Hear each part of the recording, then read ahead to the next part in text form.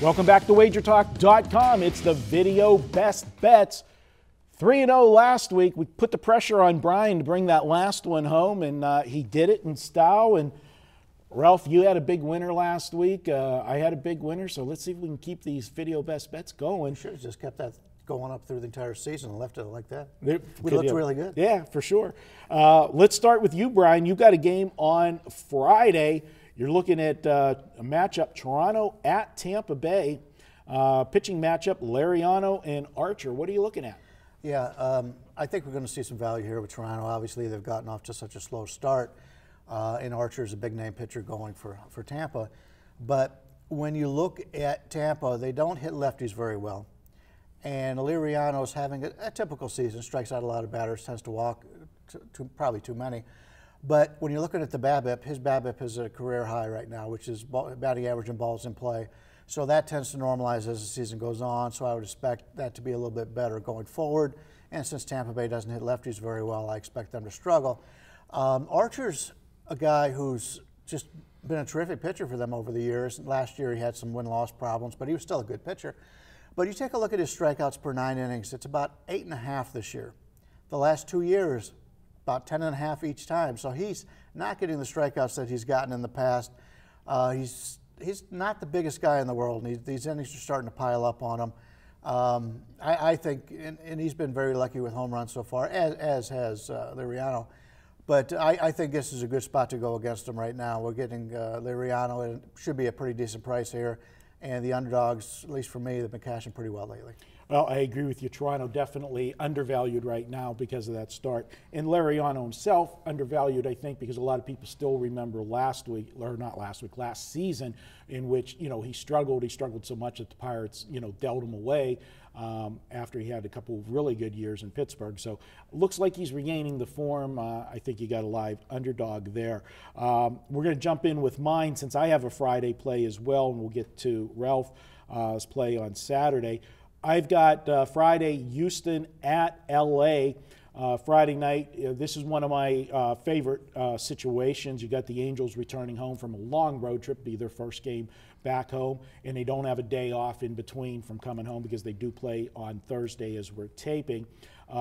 As I did this early this morning, they hadn't named their starting pitcher yet for the Angels, but there's nobody on that roster right now that really would worry me in this play with the matchup that I'm looking at, and especially the way the bullpen has been going for them. They've blown leads the last 2 nights.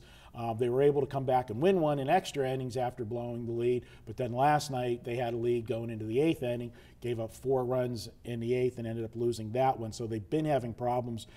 The Angels in general, though, are playing better than most people expected them coming into the season after the last few years. So they have been playing good, but boy, right now there isn't a team playing better to me right now than the Houston Astros. They're putting it all together, and they're going to have what is absolutely the favorite for the Cy Young on the mound right now.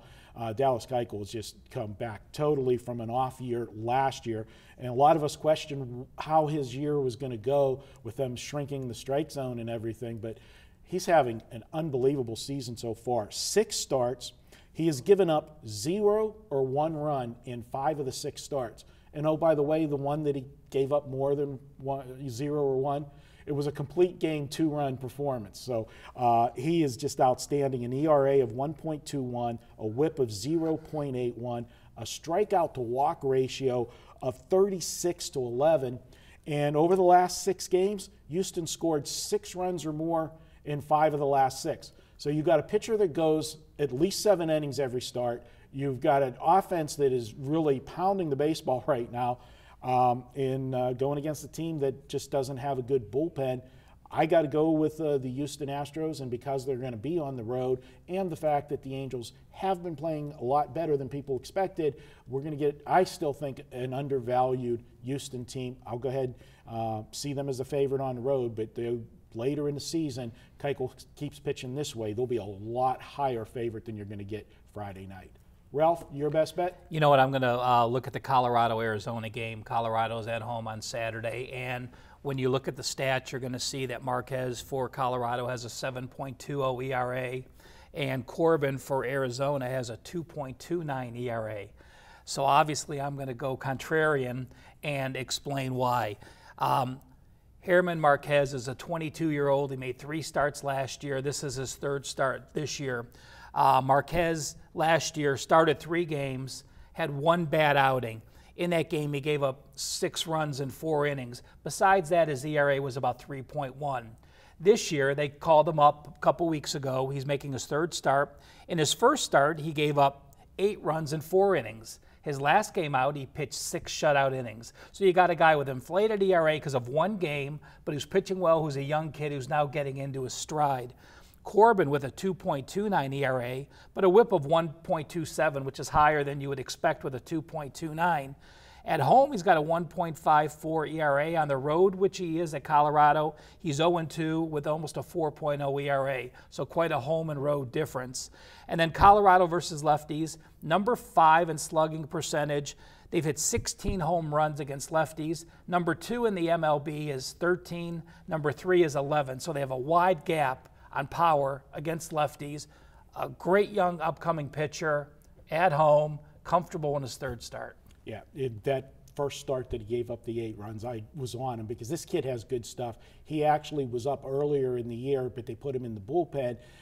He was going to be the long reliever. They didn't need him. They sent him back down, got him a couple starts. He pitched very well when he was down there for 3 starts, brought him back up, and I like his talent. Must have had the nerves that first one, and didn't pitch well, unfortunately. And they almost come back and won that game. They were down 8-0 early, and I actually texted you that night when I was down early in that game. They ended up losing the game 15-11, almost pulling it out. Normally you think if you score 11 runs, you won the ball game. He's a strikeout per inning type pitcher as well. He'll get there where he's going to average. That's what they need in Colorado, and they're starting to build their rotation around that.